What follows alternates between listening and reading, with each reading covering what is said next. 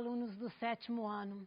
O meu nome é Maria Alice, eu sou professora de língua portuguesa e hoje nós vamos falar um pouquinho sobre o texto teatral. Vamos lá? Bem, o texto teatral, ele se parece com os textos narrativos, né? Porque ele conta uma história. No entanto, a grande diferença é que enquanto o texto narrativo nós vamos ler, né? O texto teatral, ele é escrito para ser encenado. Nós vamos ver que o teatro, ele nasceu entre os gregos na antiguidade, né? E o teatro, ele tem, né, como função divertir, satirizar uma classe política, refletir sobre os problemas sociais, conscientizar politicamente os oprimidos, fazer refletir sobre a nossa própria condição humana. Bem, como eu disse para vocês, o teatro, né, o texto teatral, ele acontece no palco, né, pela representação dos atores. Se no texto narrativo nós temos as personagens, no texto teatral nós temos os atores. E todo o texto, né, teatral, ele se desenrola a partir dos diálogos. Sim, porque no texto teatral nós não temos o narrador, né? Todo o acontecimento, o evento, ele vai acontecer a partir do diálogo das personagens, como nós vamos ver daqui a pouco. E observamos, né, que o texto teatral, ele traz essa sequência, né, de cenas e as suas relações de causa e consequência. Olha, como eu disse para vocês, o texto teatral, ele se desenrola a partir do diálogo. Aqui nós podemos ver duas personagens conversando, né? A Henriqueta conversando com a Carlotinha. Vocês viram que aqui não tem a presença do narrador, né? As duas personagens conversam. Nós vamos observar que a indicação dessa fala acontece com o nome da personagem em caixa alta, ou seja, com as letras maiúsculas. Aqui nós temos, né, a continuação desse diálogo entre as duas personagens. Bom, nós vamos ver que o texto teatral, ele se divide em atos e cenas. Nós vamos ver que a cena, ela né, essa parte que acontece ali no palco, né? É onde é utilizado para esse espaço, utilizado para a representação. E vamos observar, né, que os procedimentos narrativos do texto teatral são as falas, né, os diálogos, os monólogos, porque a gente pode às vezes observar que um personagem conversa sozinho, e o diálogo entre eles, as personagens. O enredo apresentado geralmente segue uma sequência linear. Nós vamos ter uma situação inicial, um conflito, que é justamente aquele desequilíbrio, o clímax, que é o momento em que todo esse conflito, toda essa tensão se resolve, e o desfecho. Bem, nós vamos observar que, da mesma maneira que acontece no texto narrativo, né, o conflito é esse momento de tensão, né? E é justamente o conflito que vai organizar os fatos narrados. Nós vamos observar que é o conflito que prende a atenção da plateia ou vai prender a atenção do leitor quando ele está com o texto escrito. Além disso, o texto teatral possui outros elementos, né? Como o prólogo, que seria uma cena inicial, nós vamos ver um exemplo, né, em que a plateia ou o leitor recebe algumas informações sobre o assunto tratado na peça. Nós temos os atos, a cena, o epílogo, que é justamente esse final, e as rubricas, que são indicações que nós vamos ver daqui a pouco.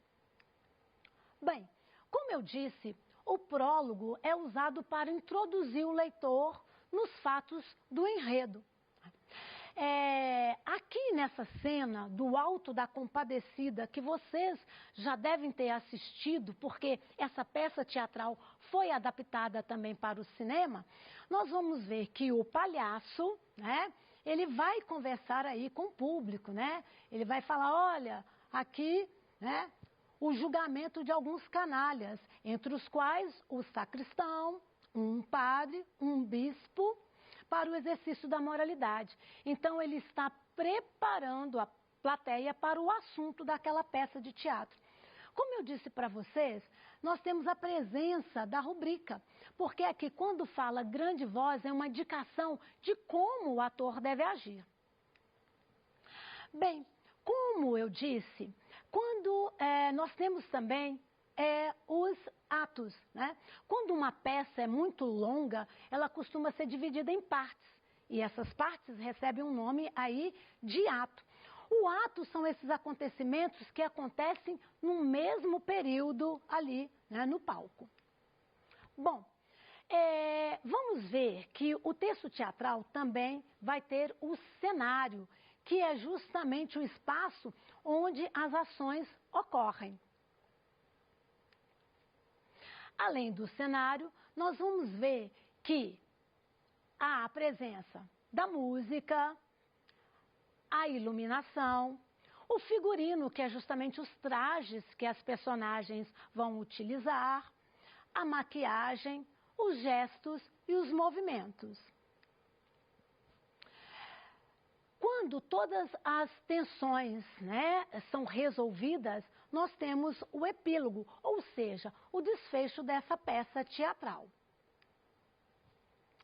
E aí, gente, é uma parte importante para a gente entender do texto teatral, que é justamente as rubricas. As rubricas são essas indicações cênicas. Elas auxiliam na representação. Quando nós estamos diante do texto escrito, nós temos essas passagens. No entanto, quando o texto é encenado, é essa indicação da maneira como o ator deve agir. As rubricas, elas aparecem com uma letra diferente, normalmente em itálico, né? Indicando como esse ator deve falar, rubricas de interpretação, ou como ele deve se movimentar no palco, as rubricas de movimento. Aqui nós temos uma cena que nós vamos ver a presença da rubrica. A personagem, o ator, né, a personagem Maricota, ela está conversando e no final, né, ela deve chorar. Então, há uma indicação de como o ator deve agir, né? E aí o diálogo se desenvolve naturalmente. Bem, aqui também nós temos um outro exemplo de rubrica, né?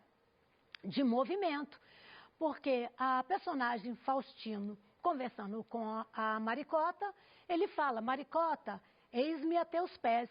E aí ele vai se movimentar. Então ele vai ajoelhar enquanto ele fala, a Maricota vai rir sem que ele veja. Olha, quando nós estamos diante do texto escrito, nós lemos isso. Mas quando a peça é encenada, os atores vão agir de acordo com o que está sendo apresentado no texto. Bem, a linguagem do texto teatral vai variar de acordo com a época que foi escrito, ou às vezes com a intenção do autor, né? Porque ele quer retratar um determinado nível social ou cultural das personagens. Agora, gente, existem alguns elementos importantes para a gente rever sobre o texto teatral, né, escrito. Então, nós vimos que o texto teatral, ele dispensa o narrador. Então, nós não teremos aí o narrador, porque o desenrolar do evento acontece pelo diálogo das personagens, né? Então, nós temos aí a presença do discurso direto. É o discurso direto, a estrutura básica, né, do texto teatral, né? É o diálogo que vai trazer esse desenvolvimento aí das ações. Como nós já vimos no outro exemplo, né, o texto traz ali o nome das personagens antes da fala, né? E as rubricas, né, elas vão trazer essas indicações de interpretação, de movimento, né? E o nível da linguagem, nós vimos que vai depender do contexto. Quando a peça é muito grande, ela é dividida em atos. Bem, existe aí um elemento importante para a gente falar quando nós temos o texto teatral, que é justamente a questão, né, do ator, do texto e do público. O ator vai interpretar esse texto para o público, né? E ali se estabelece uma cumplicidade, né? E o teatro, ele pode, né, proporcionar prazer, ele pode levar a reflexões, ele pode ensinar. Bem, alunos do 7º ano, aqui nós podemos ver um momento em que um texto teatral é encenado. Nós temos o público, né? E nós temos os atores em cena, né? Eles estão aí vestidos com roupas típicas, a questão do figurino, né? E nós podemos observar esse momento, né, do desenrolar do texto teatral. Como nós vimos, né, o teatro, ele é o encontro de outras artes. Então nós temos a presença da arquitetura, ou seja, nós temos ali essa questão desse cenário que é modelado, que é construído. Nós temos a presença da pintura, né? A música também vai aparecer quando um texto teatral ele é encenado, para trazer toda essa questão mesmo da emoção, da ambientação. Nós vamos, né, como nós vimos no slide anterior, nós temos aí a arte, né, da indumentária, que é justamente o figurino, as roupas, né? Além disso, a iluminação e as mobílias, né? Bom, nós vamos ver que todos esses elementos na hora da encenação, eles são coordenados pelo diretor. Aqui nós temos mais uma cena também, né, dos atores no palco. Aqui a gente pode observar a questão dos instrumentos musicais, mostrando que os atores estão tocando aí uma música, a questão dos próprios gestos, né, a fisionomia. Então nós temos, e também a questão dos figurinos. Então a gente tem aí uma cena que representa bem o que nós acabamos de ver. Vamos observar que a literatura dramática ela fica documentada nos livros. Né? Como eu disse para vocês, muitas vezes nós temos esse texto teatral, né, aí no livro. Quando ele é encenado, né, nós teremos a construção desses cenários, né, a questão dos figurinos, que podem ficar aí registrados nas fotografias, nos desenhos, né? Agora, o teatro mesmo, ele só se realiza enquanto dura o espetáculo, né? Talvez por isso a sua esse grande fascínio. Bem, nós vamos ver que existem diferentes textos dramáticos, né? E vamos passar um a um. Olha, a tragédia é um gênero, né, que vai ser caracterizado pelos conflitos, né, solenes. Vocês vão lembrar de um texto teatral muito famoso, que é uma tragédia, que é o Romeu e Julieta. No Romeu e Julieta nós temos essas personagens, né, que têm um destino trágico, porque os dois jovens se apaixonam e a família é inimiga. E no final, né, da peça de teatro nós temos a morte das duas personagens. As comédias são peças teatrais que, por intermédio do riso, vai se refletir ou criticar aspectos da vida cotidiana. Na comédia, nós vamos ver que essas questões das imperfeições da vida cotidiana são apresentadas, né?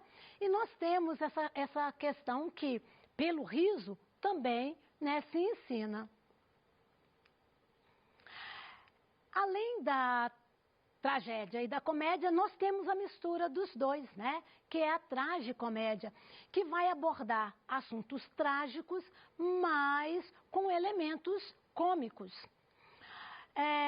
Além da tragicomédia, nós temos o drama. O drama é caracterizado por essa existência desse conflito, né? O drama vai ter várias cenas, normalmente esse tom mais sério, levando a grandes reflexões. Além do drama, nós vamos ter os autos, como nós já comentamos aqui, que são essas peças com assuntos religiosos, né? Tratado pode ser de maneira séria ou de maneira cômica. O exemplo que eu citei anteriormente foi o Alto da Compadecida, que foi adaptado também para o cinema, né? O objetivo dos autos é justamente moralizar o público, né? Ou difundir a fé cristã. Além disso, nós teremos aí as farsas. As farsas são peças cômicas mais curtas, em apenas um ato. As farsas vão ter poucas personagens, né? O enredo tem a ver com as questões do cotidiano e normalmente tem um caráter cômico. Bem, alunos do 7º ano, para preparar essa aula, eu consultei aí o livro Português, Literatura, Produção de Texto e Gramática. Eu também consultei, né, 2 sites falando do texto teatral e dos textos dramáticos. Como nós vimos hoje, o texto dramático ele tem algumas semelhanças com o texto narrativo. No entanto, o texto teatral ele é, né, escrito para ser encenado. Se no texto narrativo nós temos a presença do narrador que vai, né, contextualizar espaço, tempo, descrever sobre os personagens, no texto teatral nós temos essa encenação. E o que vai auxiliar os atores é justamente a presença das rubricas, que são essas indicações de como eles devem se posicionar, como eles devem falar. E as rubricas também vão indicar como deve ser o cenário, né? A maneira como esses personagens, esses atores vão agir em cena. Nós vimos que o teatro, ele tem, né, a questão de outras artes envolvidas, né, como a questão da música, a questão do figurino, a questão da iluminação, né? E vimos que o teatro, ele é uma maneira da gente aprender, é uma maneira da gente refletir sobre as nossas questões cotidianas e também fazer uma crítica às questões da sociedade. Bem, eu agradeço a presença de vocês e nós nos encontramos em um outro momento para falar mais sobre os vários tipos de gêneros textuais. Muito obrigada.